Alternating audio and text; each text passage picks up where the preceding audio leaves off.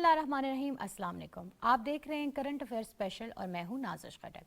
नाजरीन, 24 अक्टूबर 1947 ये दिन कितना तारीख़ी लिहाज से कितना अहम है और स्पेशली ये जम्मू कश्मीर की आवाम के लिए यौम तासीस के नाम से याद किया जाता है। इस जो दिन है, इस दिन की अहमियत क्या है, आज हम इस पे बात करेंगे।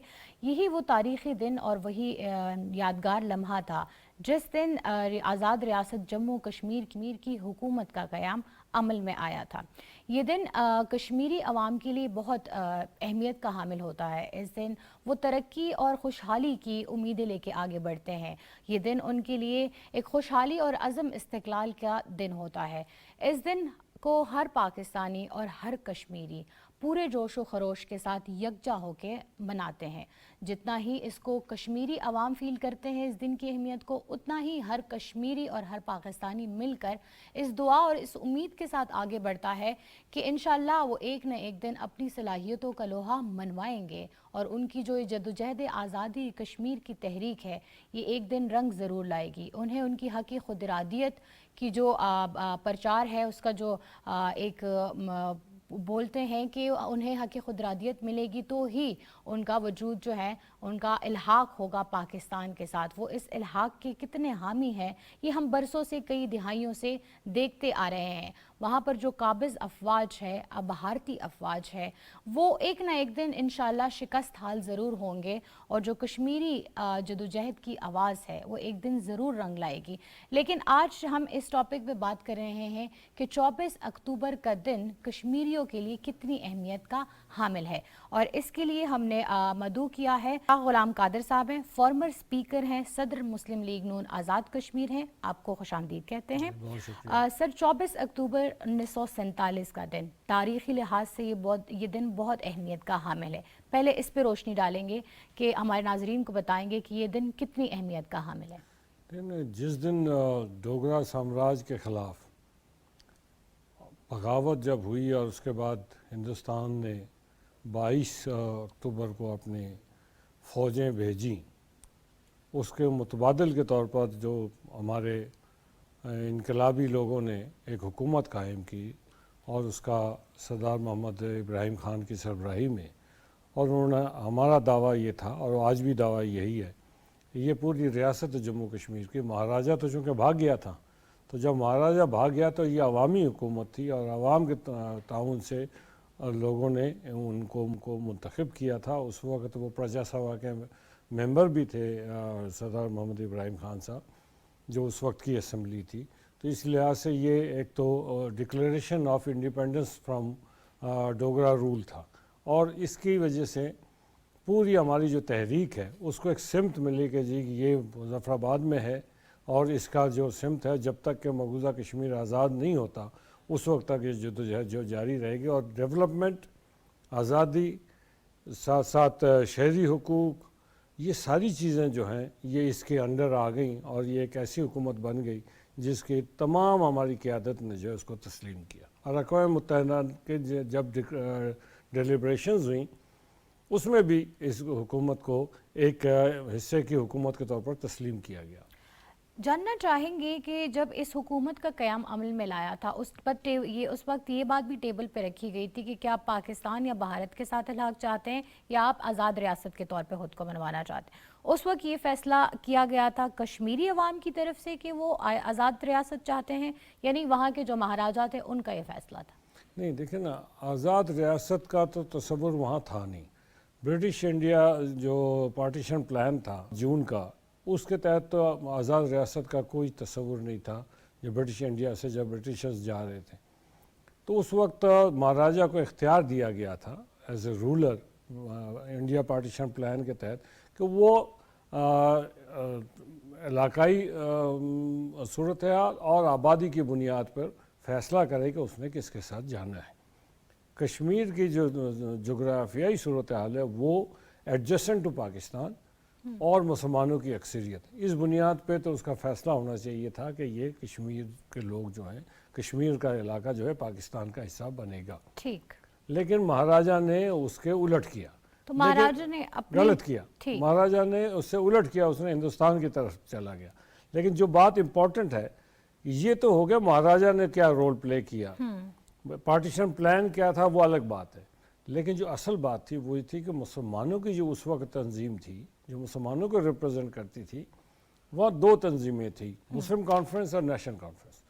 مسلم کانفرنس نے 19 جولائی 1947 کو سری نگر میں اپنے اجلاس میں پاکستان بننے سے قبل، صحیح، پاکستان ابھی آزادی آزاد نہیں ہوئی، یا 14 اگست کو پاکستان آزاد ہوتا ہے، اس سے قبل آل جموں کشمیر مسلم کانفرنس نے سری نگر کے اجلاس میں یہ طے کر دیا کہ ہم پاکستان کے ساتھ شامل ہوں گے اور ہم پاکستان اور ہماری منزل جو ہے وہ پاکستان ہے، جس پہ آج تک پورے جموں کشمیر کے لوگ جو ہے اس پہ عمل پیرا ہیں اور اسی جدوجہد میں آج تک لگے ہوئے ہیں۔ تو وجوہات کیا تھی کہ مہاراجا نے اس وقت آزاد ریاست کا فیصلہ کیا؟ ایک تو یہ کیونکہ کیورس بات ہے کہ اگر جو جغرافیکلی اگر دیکھا جائے وہ پاکستان کا حصہ ہونا چاہیے تھا، پھر ایسی کون سی وجوہات تھی؟ یا وہ پہلے سے ہی ہندوستان سے شاید اتنا ڈر رہے تھے، خوفزدہ تھے کہ وہ اس طرف ایک آزاد ریاست کے طور پہ چلے گئے؟ نہیں، میرا خیال ہے اس میں تھوڑا سا مس انٹرپریٹیشن آف دی ہسٹری ہے۔ جی، وہ اس طرح ہے کہ مہاراجا نے ان کو فیصلہ کرنا تھا، وہ فیصلہ کرنے میں انہوں نے دیر کر دی۔ ٹھیک، انہوں نے حکومت پاکستان کے ساتھ ایک اسٹینڈ سٹل ایگریمنٹ کیا، اس ایگریمنٹ کے تحت ایک ہفتہ نہیں گزرا تھا کہ ہندوستان نے حملہ کر دیا۔ ٹھیک، اگر اسٹینڈ سٹل پاکستان کی طرف سے تو اسٹینڈ سٹل ایگریمنٹ کو ایگری کیا گیا، بھارت نے ایگری نہیں کیا، اور انہوں نے حالات ایسا پیدا کیے کہ اپنی فوج لا کر انہوں نے کشمیر پہ قبضہ کیا۔ اور مہاراجا نے اس وقت ان کو صرف آئی تھنک 2 وزارتوں میں اجازت دی تھی کہ اس کی سپردگی کی تھی بھارت کے حوالے؟ نہیں، 4 انہوں نے جو آپ اگر ڈاکومنٹس اٹھا کر دیکھ لیں، ان ڈاکومنٹس میں لکھا ہوگا، جو ایکسیشن ڈاکومنٹ ہے وہ دیگر ریاستوں کا بھی وہی تھا، اس میں تھا کہ فارن افیئرس، کرنسی اور ڈیفنس، اور بعد میں کمیونیکیشن کو ڈالا گیا، لیکن وہ اس وقت وہ نل اینڈ وائڈ ہو گیا جب خود بھارت اقوام متحدہ میں چلا گیا اور انہوں نے کہا کہ یہ عارضی انتظام ہے، اور جب پیس ریسٹور ہوگا اور اس کشمیریوں کو حق خود ارادیت دی جائے گی، اور حق خود ارادیت کے اصول میں ہندوستان اور پاکستان دونوں مدد کریں گے، اور اقوام متحدہ کے زیر انتظام ریفرنڈم ہوگا جس کو پلیبسائٹ کا لفظ استعمال کیا گیا،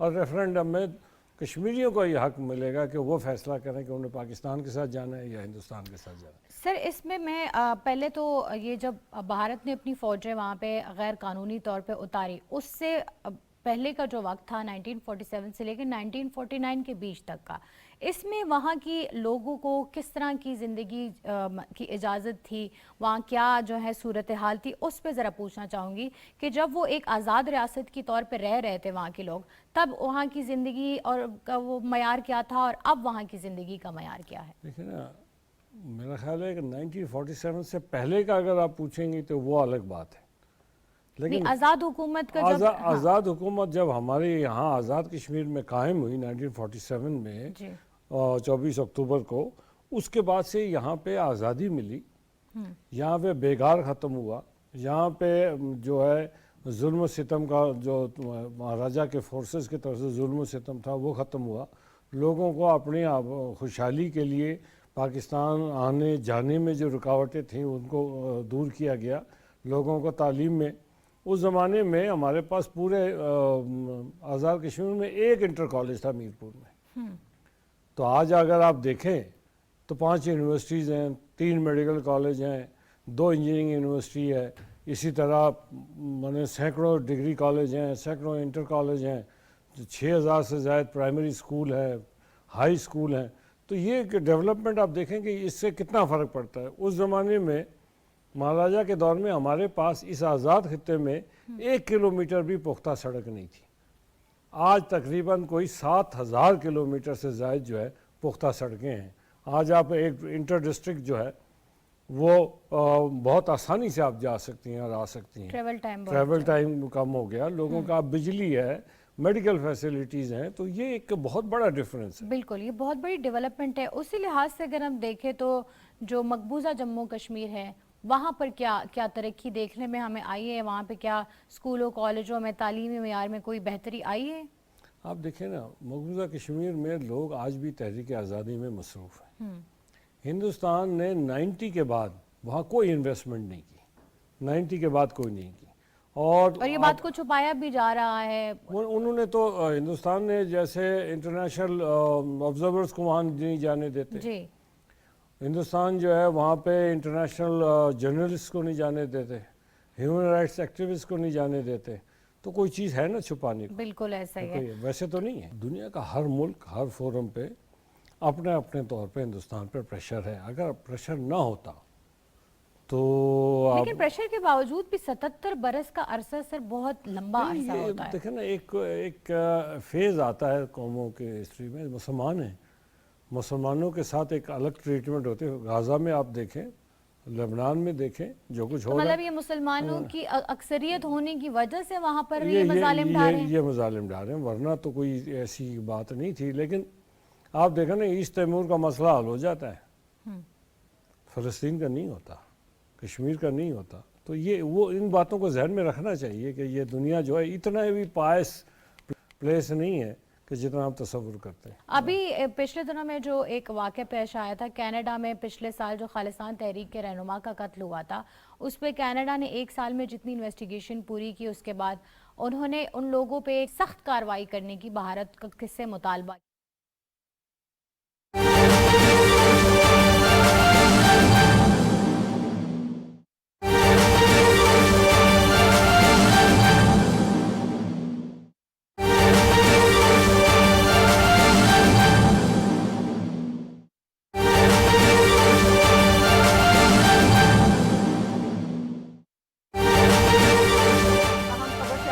کر رہے ہیں chief of army staff general Syed Asim Munir کا پاک فضائیہ کے آپریشنل ایئر بیس کا دورہ, کثیر القومی مشق انڈس شیلڈ 2024 کا مشاہدہ کیا ہے. اہم خبر سے آپ کو آگاہ کر رہے ہیں. Chief of army staff general Syed Asim Munir کا پاک فضائیہ کے آپریشنل ایئر بیس کا دورہ, کثیر القومی مشق انڈس شیلڈ 2024 کا انہوں نے مشاہدہ کیا ہے. مزید کیا تفصیلات ہیں معلوم کرتے ہیں, ہمارے نمائندہ رانا شہزاد السلام ہمیں جوائن کر رہے ہیں. جی رانا شہزاد السلام, آگاہ کیجیے گا.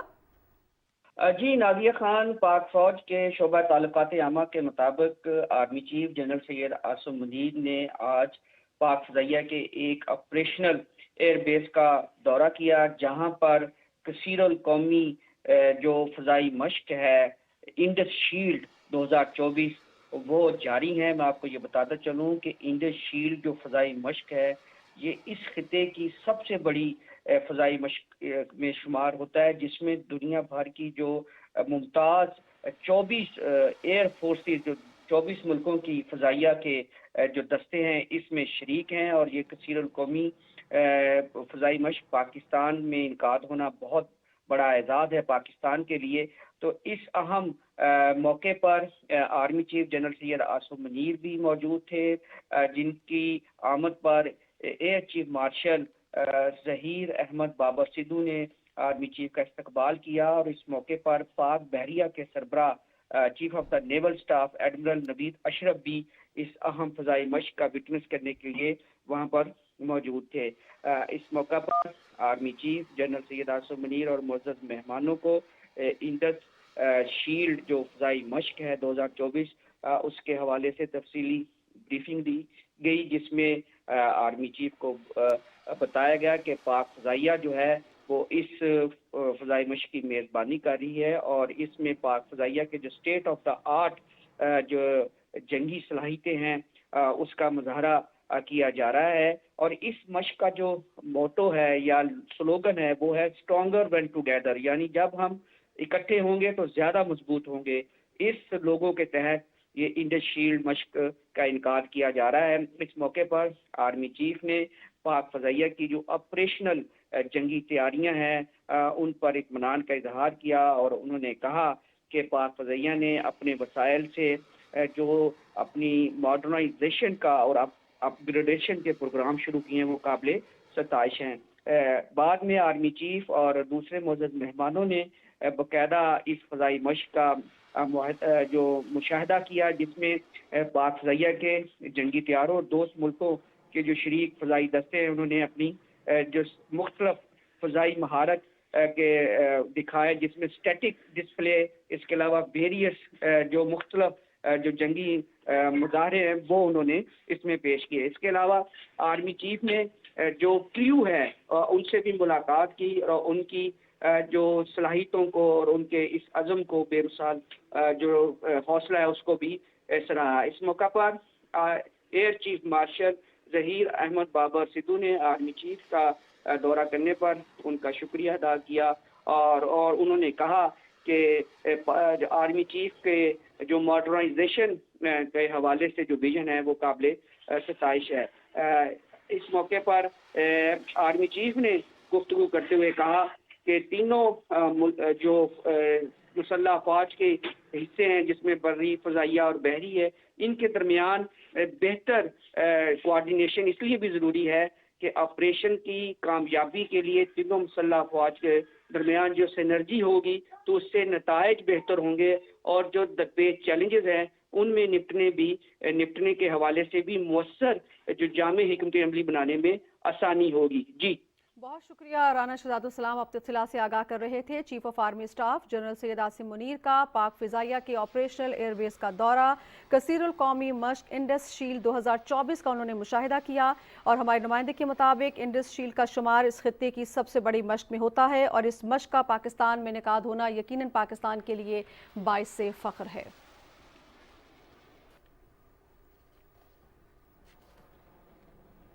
PTV न्यूज़ से फिल वक्त इतना ही।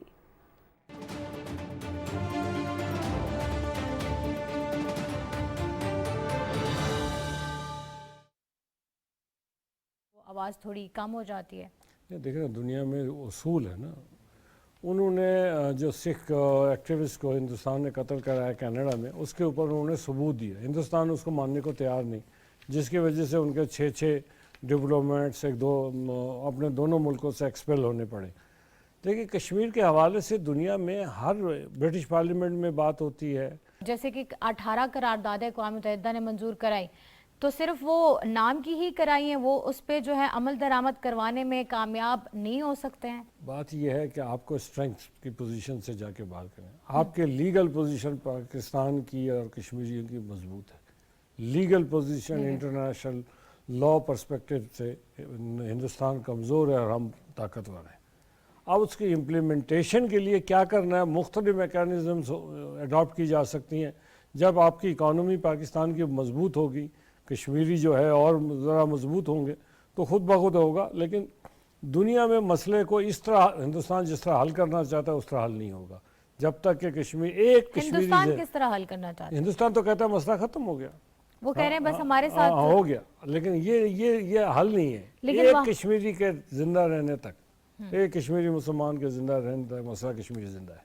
लेकिन दुनिया भर में ह्यूमन राइट्स काउंसिल में मैं भी बड़ा अरसा जाता रहा हूँ और हमारे दोस्त अब भी जाते हैं, हिंदुस्तान का चेहरा एक्सपोज करते हैं। एक हिंदुस्तान का चेहरा एक्सपोज, ये हाफ वीडियोज़ वाला मामला है कि जो उनको पता ही नहीं है कि शौहर जिंदा है या मर गया, उसका नाम दिया गया हाफ वीडियोज़।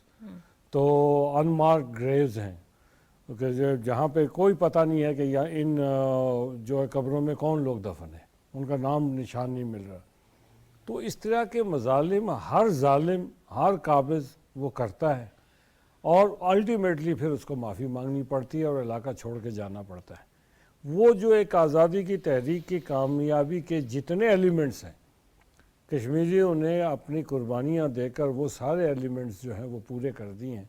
आप देखना है कि हिंदुस्तान किस दिन वहाँ से निकलने का फैसला। सर आपने आज़ादी तहरीक की बात की, तो आप बरसों से देखते आए हैं कि आज़ादी की कश्मीर के लिए जो उनकी तहरीक है, जो जदोजहद है, वो उस वक्त से लेकर अब तक जारी और सारी है, लेकिन आपको कितनी प्रोग्रेस नज़र आती? हर तहरीक के फेजेस होते हैं।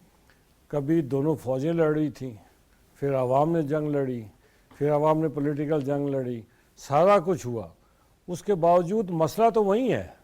हिंदुस्तान के तमाम हरबे जो है वो नाकाम हो गए और हिंदुस्तान कहता रहा कि जी मैंने 2019 के बाद जम कर लिया, और उसके बाद इस दफ़ा जो वहाँ पे अगर आप उन्हीं की वोटिंग को देख लें तो मेजॉरिटी ने तो वोट दे दिया कि जी 2019 के आर्टिकल 370 35A को विड्रॉ जो किया गलत है। जबर कब तक रहेगा? मसला ये है कि जबर कब तक रहेगा, और जबर इंशाल्लाह ताला बहुत जल्द खत्म। तो हम ये कह सकते हैं कि स्टार्ट में जो तहरीक ये शुरू हुई थी उससे लेकर अब तक जितना इसने मुसाफिर तय किए, ये रोज़ बरोज़ मज़ीद पुरजोश हमें नज़र आती है? अगर कमज़ोरी होती तो हिंदुस्तान के जेलों में जो 15,000 कैदी हैं, कश्मीरी नौजवान, ख़वातीन, लीडरशिप, बच्चे, तो 15,000 तो अपने घरों को पहुंच चुके होते।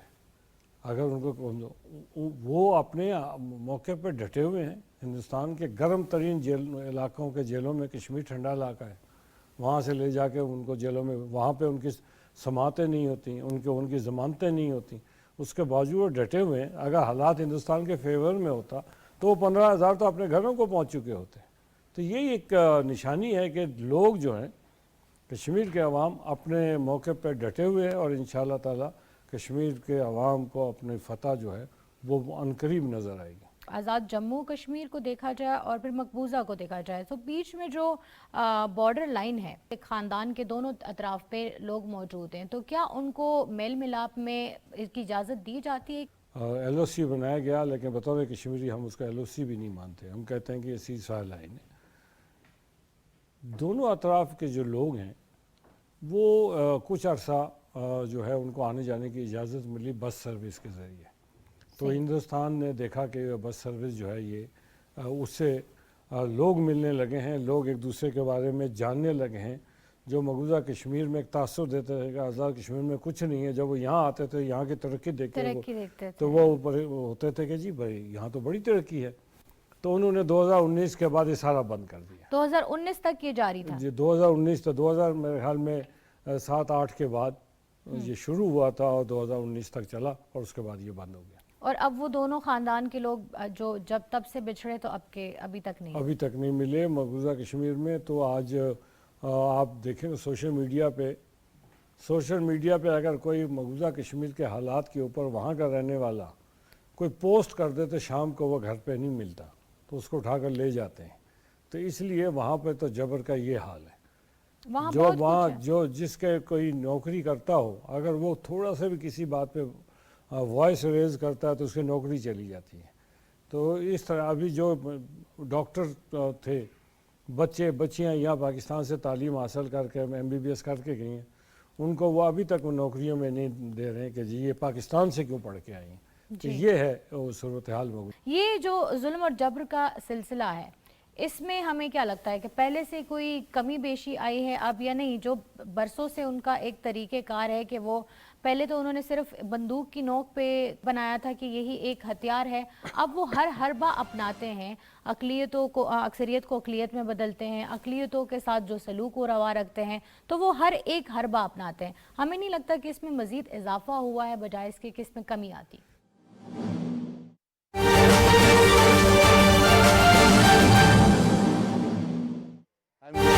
You are going to have a bat. Yeah. What do you reckon about the pitch? There's been a lot of people looking at it, a lot of theories about it. What do you reckon? I mean, look, it's who knows. I think we'll have to wait and see till a bit of cricket and a bit of traffic's gone over it. But I mean, at the moment, it looks a really good wicket. But yeah, it's another challenge that we're presented with, and we'll just wait and see. Back to Rawalpindi, good memories. Obviously, that epic Test match. Does that factor in anything? Just build confidence? Oh no, I think where you have special moments as a team. You always look back and remember those things. But yeah, this could be a completely different type of wicket in a completely different type of game. So yeah, we'll just have to face what's in front of us. 3 spinners. Normally England don't play 3 spinners. That's exciting as well. Yeah, it is. It's great to have Rayan back. Very free-spirited cricketer. Someone who wants to come in and change the game, whether it be with ball, bat or in the field. So it's really good to see him back in the team this week. Thank you very much and good luck for the game, Ben. Thank you. Cheers. Shan, how important was that toss? I mean, we'd like to believe that we just have to play good cricket. I mean, the toss, it's going to go your way sometimes and sometimes it won't. But I think the most important thing is to see the situations, see what you're under as a team and respond to those conditions. After a long time, especially in home series, Pakistan playing the same 11, what does that do to the camp? We've always talked about consistency. Obviously, you have to bear in mind conditions as well, and you have to see the opposition as well. So we like consistency, we like to back players, we like to give them another chance. Like we've said, Test cricket is not the easiest gig in the world, so you want your players to sort of taste Test cricket as much as possible and obviously perform through that belief from the team management. everybody talking about the pitch. Do you have a theory about it? No theories. You have to wait and see how it plays. Obviously, the preparation has been a bit different, and everyone's seen that. So, until both teams have batted on it, we'll keep our opinions to ourselves. Series victory on the line. Pakistan haven't won a series for so long. Look, I think it's a huge opportunity. We're very excited about it. I mean, playing a great team like England in our home conditions, the opportunity is there. But again, it's day by day. If we can have a good day one, we'll take it from there. Thank you very much and good luck for the game. So the news out here in the centre is England have won. Pakistan اور England کے درمیان Rawalpindi test کا آج سے آغاز ہو چکا ہے اور انگلینڈ نے ٹاس جیت کر بیٹنگ کا فیصلہ کیا ہے. دونوں ٹیموں کی پریکٹس شاندار ہے اور ملتان ٹیسٹ جیتنے والی قومی ٹیم برقرار ہے. انگلینڈ نے ٹاس جیت کر پہلے بیٹنگ کا فیصلہ کیا ہے. شائقین کرکٹ کے لیے خوشخبری یہ ہے کہ پہلے دن کا کھیل مفت پیش کیا جائے گا. آپ کو بتا رہے ہیں پاکستان اور انگلینڈ کے درمیان راولپنڈی ٹیسٹ کا آغاز ہوا چاہتا ہے. دونوں ٹیموں کی شاندار پریکٹس ہے اور پاکستانی کیپٹن کی جانب سے یہ کہا گیا ہے کہ ٹیسٹ کرکٹ کوئی آسان گیم نہیں ہے لیکن ہم جیتنے کی کوشش کریں گے. ایک مختلف اسٹریٹجی کے ساتھ میدان میں اتریں گے اور پاکستان کے لیے یہ سیریز جیتنے کا ایک شاندار موقع ہے. یہ تھی پی ٹی وی تازہ ترین.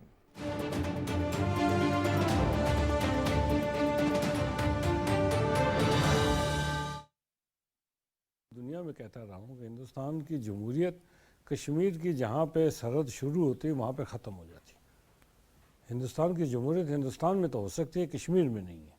اور کشمیر میں انہوں نے ہر وہ آکوپائنگ فورسز والی طاقت استعمال کی ہے جو دنیا کے اسرائیل جس طرح کر رہا ہے. تو اسی طرح کے آکوپائنگ وہ تو آپ ڈیموگرافک چینج کرنا چاہتے ہیں.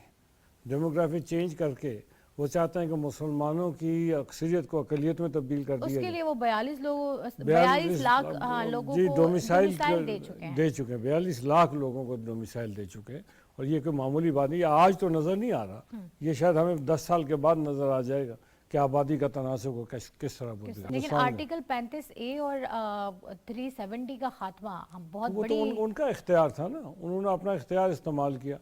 کیا عوام نے تسلیم کیا؟ نہیں کیا. ہندوستانی پارلیمنٹ کا الیکشن ہوا, لوگوں نے اس بنیاد پہ ووٹ دیا کہ اس کو ہم نے, جس نے بھی ووٹ لیا اس نے کہا میں اس کو واپس کراؤں گا. ابھی ان کے اسمبلی کا الیکشن ہوا, ہم مانیں یا نہ مانیں, وہ تو نالی گلی اور سڑکوں کے لیے ہوا. لیکن اس الیکشن میں بھی سب نے نعرہ لگایا سوائے بی جے پی کے, تمام پارٹیوں نے, کہ ہم جناب اسٹیٹ ہوڈ واپس کریں گے, 370 واپس کریں گے. یہی چلائی کیمپین ہی ہے. اس کا مطلب ہے کہ کشمیر کی بیسک سینٹیمنٹ تو یہی ہے. لیکن بہتری آ سکتی ہے جو لوگ آباد ہیں مقبوضہ کشمیر میں. میرا خیال ہے کہ جو مسلمان آباد ہیں. جی میں یہ کہہ رہا ہوں کہ مسلمانوں کی اکثریت ہے. پونچھ میں مسلمانوں کی اکثریت ہے, ڈوڈا میں ہے اور پوری وادی میں ہے. تو اس طرف جو ہے راجوری میں ہے, تو اس طرف جتنے لوگ بستے ہیں اب دیکھتے ہیں یہ حکومت کیا کرتی ہے وہاں کی.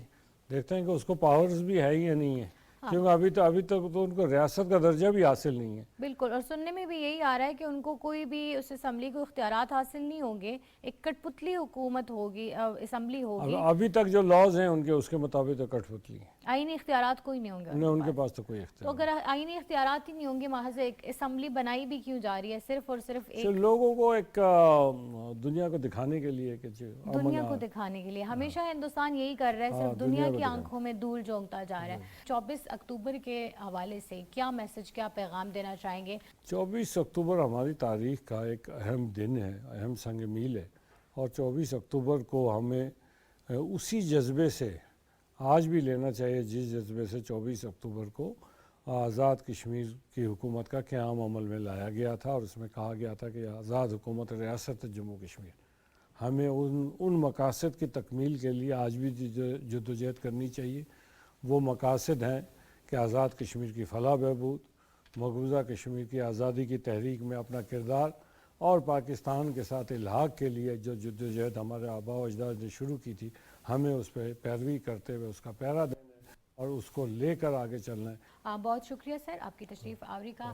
ناظرین, 24 اکتوبر 1947 آزاد حکومت ریاست جموں کشمیر, اس کا قیام جو عمل میں لایا گیا تھا, ہم اسی دعا اور اسی امید کے ساتھ آپ سے اجازت لینا چاہوں گی کہ انشاءاللہ کشمیر کا الحاق پاکستان کے ساتھ ہوگا اور یہ ایک دن ایک بار پھر سے یہاں کی عوام جو ہے وہ خوش و خرم زندگی گزاریں گی. اس کے ساتھ ہی میں آپ سے اجازت چاہتی ہوں. اللہ نگہبان.